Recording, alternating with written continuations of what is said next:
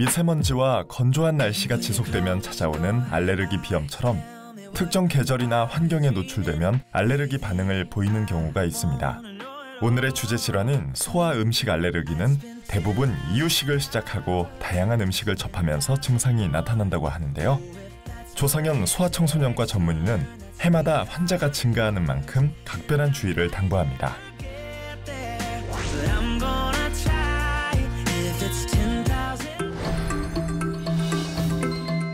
소아 음식 알레르기는 유소아 시기에 약물을 제외한 특정 식품에 대해 면역학적으로 일어나는 과민 반응을 말하며 특정 음식물의 면역글로불린과 히스타민 등이 관여하는 것으로 섭취뿐만이 아닌 피부 접촉, 호흡기 흡입 등으로도 발병한다 알려져 있습니다.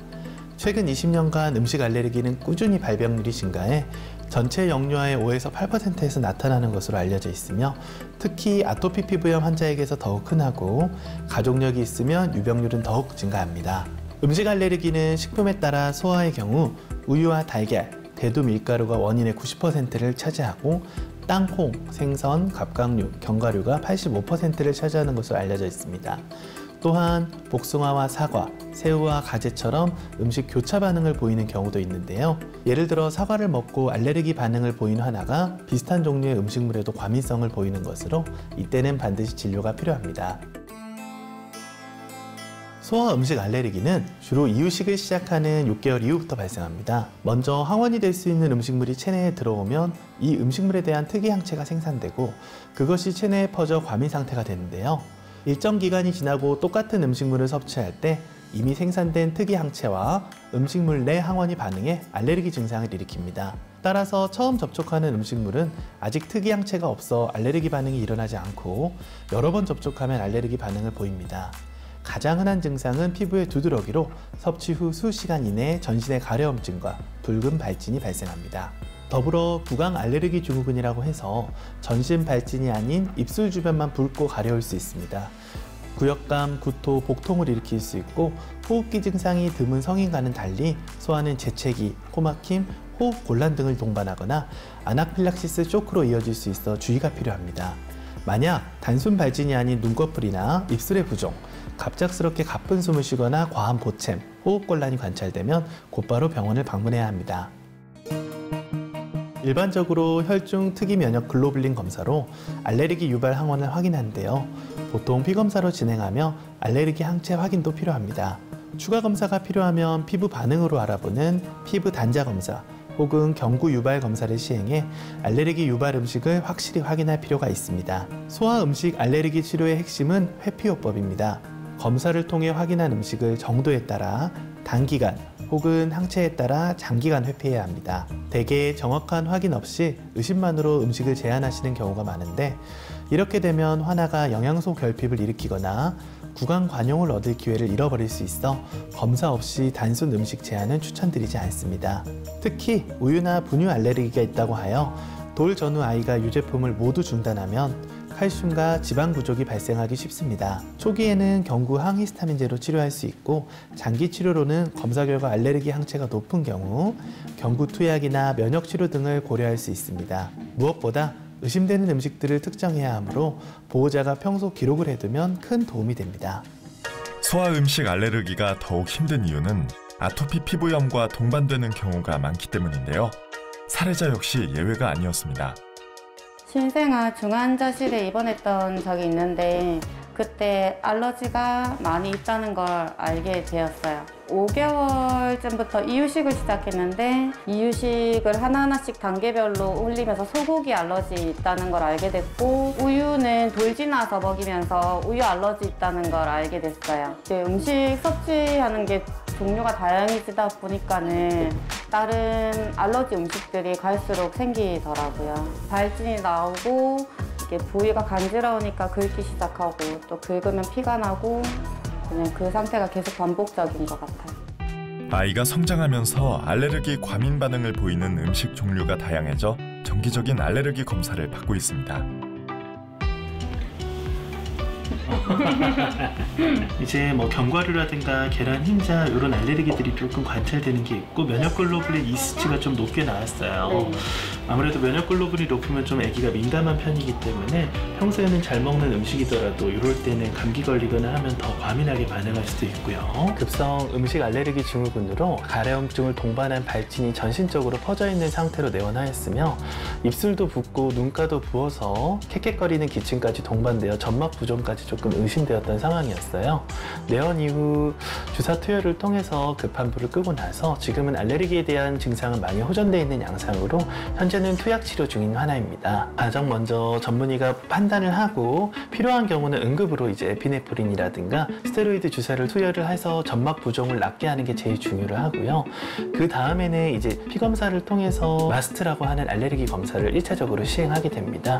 혹시 이 검사에서 결과가 나오지 않았거나 조금 의심되는 물질이 강력한 경우에는 특정 물질을 제한한 유니캡이라는 검사를 진행하게 되고요.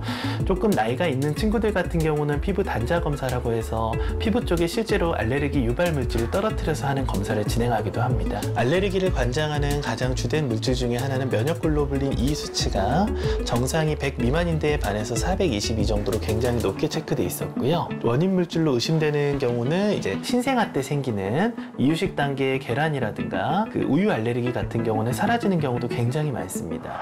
하지만 견과류라든가 갑각류 알레르기 같은 경우는 평생 진행되는 경우도 많고 한번 증상이 나타났을 때 심하게 진행되는 경우도 있어서 종류에 대해서 정확히 파악하는 게 가장 중요하다고 보시면 될 것 같습니다. 다양한 항원에 대해서 반응하는 알레르기성 질환이기 때문에 아토피 피부염 있는 친구들이 소아 음식 알레르기 증상을 나타내는 경우도 많거니와 어렸을 때 피부염이 나타나기 전부터 이유식 레벨에서 소아 음식 알레르기 증상을 보였던 친구들도 굉장히 많습니다. 수액 맞을 때나 피검사 같은 걸 할 때 알러지 검사를 하고 있습니다. 보습 쪽으로 조금 더 많이 신경을 써주고 있고요. 혼자서는 이거를 어떻게 대처할지를 몰랐는데 그때그때 원장님께 뭐 먹었는지 체크를 해서 가지고 가서 의견도 많이 묻고요. 거기에 맞게 상비약을 처방해 주시니까 도움이 많이 되고 있습니다. 소아의 경우 일반 식품의 70에서 80%는 음식 알레르기의 원인이 될 수 있는 만큼 관련 증상을 보이면 반드시 전문의의 진료가 필요합니다.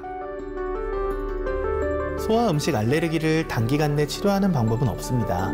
하지만 영유아의 미성숙 위장관은 2년간 점차 성장하면서 충분한 방어작용을 하기 때문에 특정 항원을 제외한 음식 알레르기는 시간이 지나면서 사라지는 경우가 많습니다. 음식 알레르기 증상이 저혈압, 쇼크, 심한 기관지 천식 등으로 생명을 위협할 만큼 심할 때는 평생 그 원인 음식물을 피하는 것이 안전할 수 있지만 증상이 두드러기 등으로 비교적 가벼우면 6개월 정도 해당 음식 회피 후 시험 삼아 소량씩 섭취해 반응을 관찰한 다음 별다른 증상이 없으면 더 이상 회피할 필요가 없습니다. 주기적으로 병원에 방문해 가정에서의 음식물에 대한 반응, 피부 증상 등의 확인이 가장 중요합니다. 가장 먼저 음식 알레르기가 아닌데 음식 알레르기로 생각하는 경우가 대단히 많습니다. 단순 피부 발진, 상한 음식물, 설사 등 다양한 증상이 있는 데다 원인 파악이 어려운 만큼 일지 쓰기를 권장합니다. 간혹 잦은 접촉이 빠른 면역력을 생성시키지 않을까 하고 알레르기를 일으키는 음식을 먹이시거나 피부에 바르는 분이 계시는데 환아의 상태에 따라 절대 하면 안 되는 경우가 있어 반드시 전문의 처방에 따르시는 게 좋겠습니다. 알레르기 유발 음식을 어떻게 피하는 것이 좋을까요? 라는 질문도 많이 하시는데 사실상 음식물 완전 회피는 어렵습니다.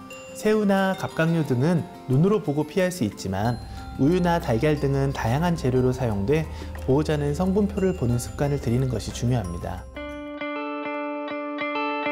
소아 음식 알레르기는 환아가 가지고 태어난 특성이다 보니 임신했을 때 음식 제한을 해야 하나 하는 고민이 많으신데요. 산모가 음식 알레르기가 없으면 특별히 제한할 필요는 없습니다.